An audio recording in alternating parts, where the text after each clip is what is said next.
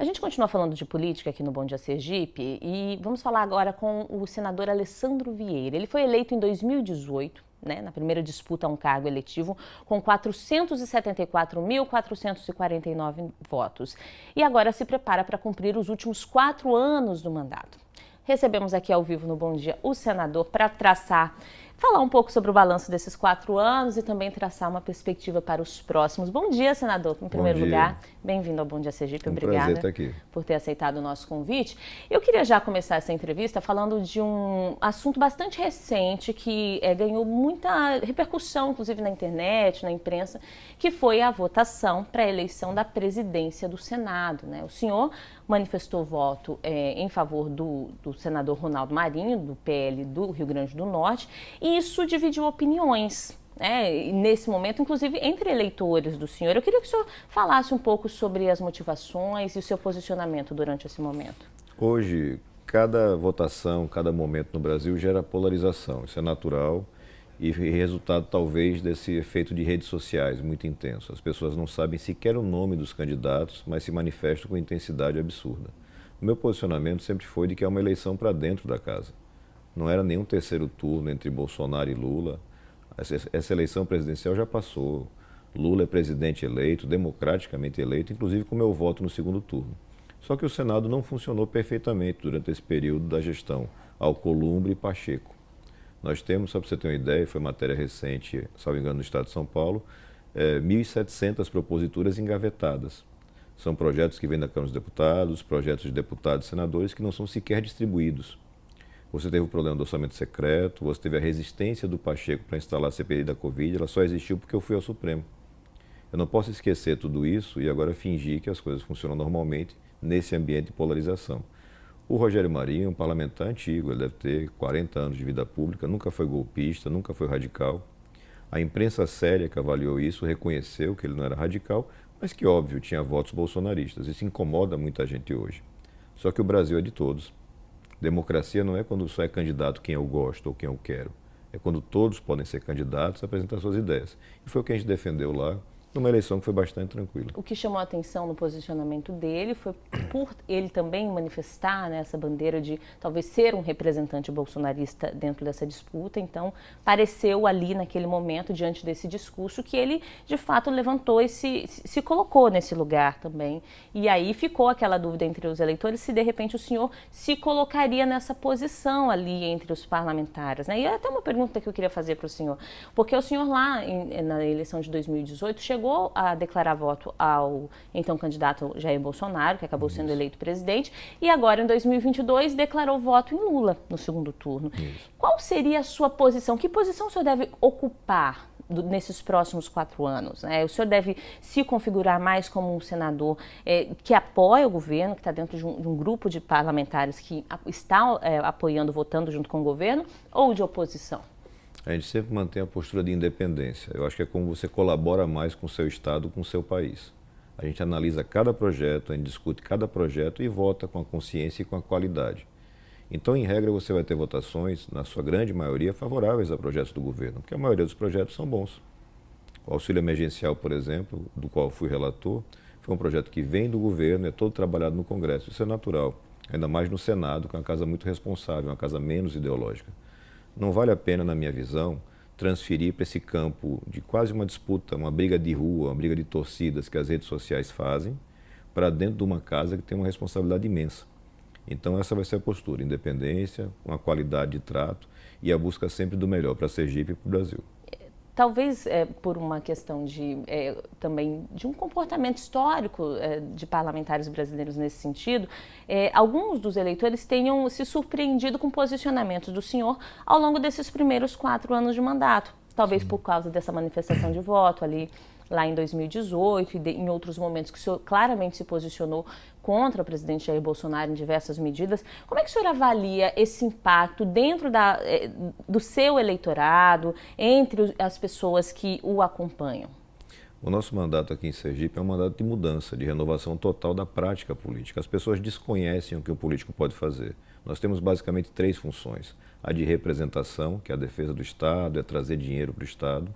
A legislação e também a fiscalização. E a gente fez essas 3 fases.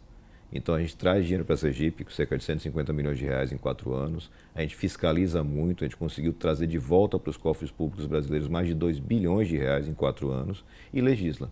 E você faz isso com independência, com qualidade, com debate técnico. As pessoas não estão acostumadas com isso, em regra, no Brasil, e muito mais aqui em Sergipe. Os parlamentares normalmente só fazem a fase de representação, buscar dinheiro. É muito mais importante atuar no parlamento, porque no final das contas o que a gente legisla lá, o que a gente faz lá, afeta a vida das pessoas. Viabiliza ou inviabiliza negócios, saúde das pessoas. Então, sempre foi a pauta, e desde os anúncios de voto, quando anunciei voto em Bolsonaro, eu não precisava ter feito isso. Eu já era senador eleito. Eu nunca fiz campanha para Bolsonaro, mas eu não fico em cima do muro e eu não gosto de gente que se esconde.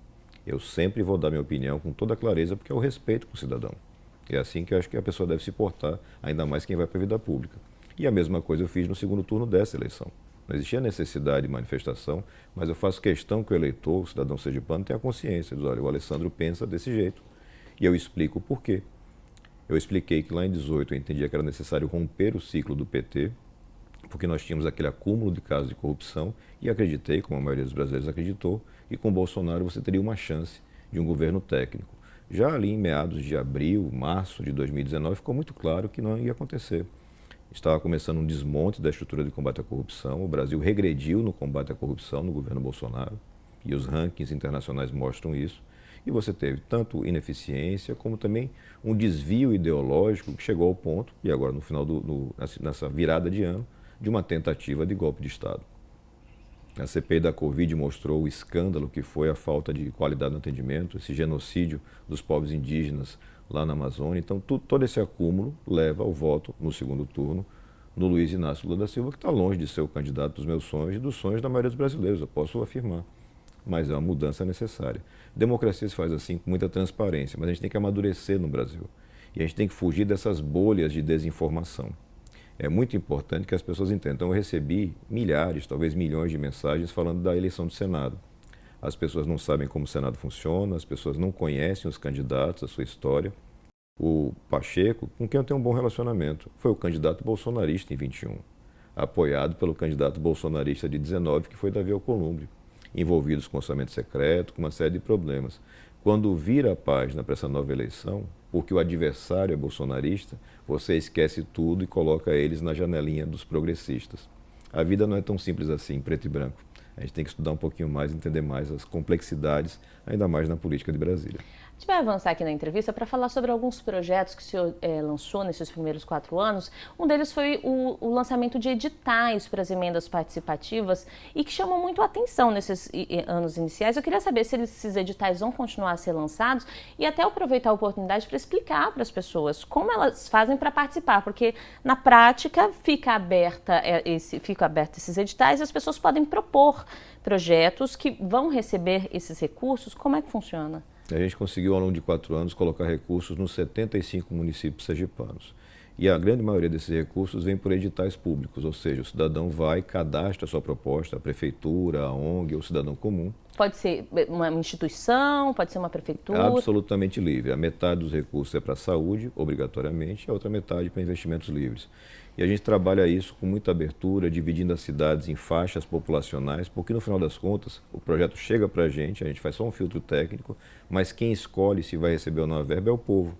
É o povo daquela região que vota no site online. A última votação, se não estiver enganado, foram 60 mil votos, decidindo para onde vai esse recurso. E faz muita diferença. E esse voto acontece no site? No site, enfim, nas redes sociais, no nosso site, ele é auditado, para que você não tenha nenhum risco de duplicidade ou de manipulação ou votos de fora de Sergipe interferindo nessa distribuição, e faz com que o cidadão preste um pouquinho mais de atenção. A bancada, e eu passei 4 anos discutindo isso com o Belivaldo e não adiantou, e tenho feito isso com o Fábio também, com quem a gente tem uma relação mais próxima, a bancada traz a cada 4 anos um volume de recursos muito grande. É preciso, primeiro, que o cidadão saiba disso para poder cobrar e fiscalizar, mas que também o governo se articule com a bancada. Só na saúde, que é um problema crônico aqui de Sergipe, a bancada vai trazer nos próximos 4 anos mais de 1,5 bilhão de reais em recursos impositivos, ou seja, não tem que pedir amém para ninguém, não tem que fazer politicagem, esse dinheiro vai chegar. Se for bem distribuído e bem organizado, bem fiscalizado, muda a vida dos sergipanos. E é o que eu defendo desde o começo, participação popular, muita transparência. O nosso mandato economizou mais de 13 milhões de reais em custos que eu poderia ter com contratação. Eu sou o parlamentar no Senado que menos contrata a gente aqui em Sergipe, muito menos da metade que os meus colegas. E a gente tem essa política de fazer o máximo possível gastando o mínimo.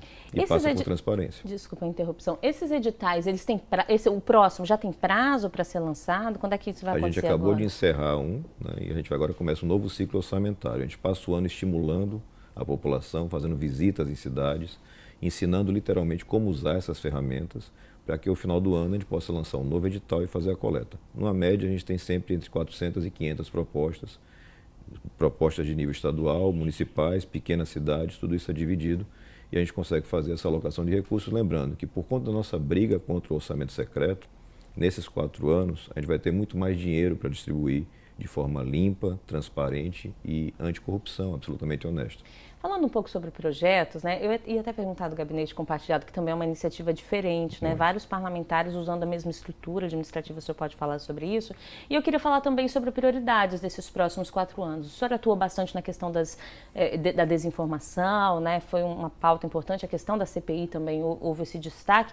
E agora, né, existe alguma pauta que deve alcançar um protagonismo aí dentro do seu planejamento para os próximos 4 anos? Nós temos pautas estruturantes, a gente tem pelo menos 2 grandes reformas para tratar. A primeira delas é a tributária, a gente tem que cuidar disso, e o novo marco fiscal, ou seja, a gente vai acabar com a regra do teto, que foi rompido nos 4 anos Bolsonaro e no ano Temer. Então é preciso ter uma nova regra para ter credibilidade e baixar os juros, que hoje são o principal problema da economia brasileira, e também uma reforma tributária que seja mais justa. No Brasil, quem ganha menos paga mais imposto do que quem ganha mais, a gente tem que inverter essa balança. São prioridades estruturantes. Mas a gente continua com a pauta de fiscalização, porque o Brasil continua com problemas graves, com escândalos de corrupção, e a defesa, que é permanente e começou lá em 2019, da questão da educação. Eu participei da construção do novo Fundeb, os estados hoje têm recursos suficientes para estruturar uma grande educação, uma revolução de qualidade, mas é preciso, novamente, fiscalizar e legislar para que isso aconteça. Queria agradecer ao senador Alessandro Vieira pela participação aqui no Bom Dia Sergipe, né, se encaminhando aí para os próximos 4 anos de mandato, e desejo boa sorte para o senhor e bom fim de semana, bom dia também. Bom dia, obrigado, e pedir a todo mundo, continue fiscalizando e cobrando, qualquer crítica sempre vai ser muito bem-vinda. Obrigada, bom dia.